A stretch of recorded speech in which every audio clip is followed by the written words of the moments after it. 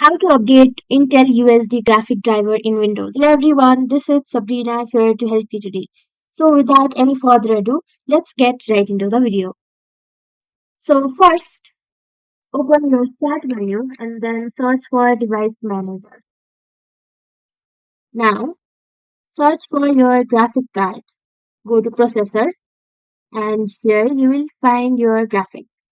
So simply right click on the processor and then go to update driver.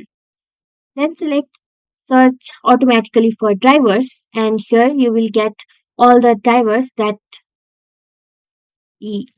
is best than the one you have, and simply get the latest driver if you get any. Since in my case you can see I already have the best driver installed, but if you do not have it you can manually install it and update it. So that's it. Thank you for watching this video.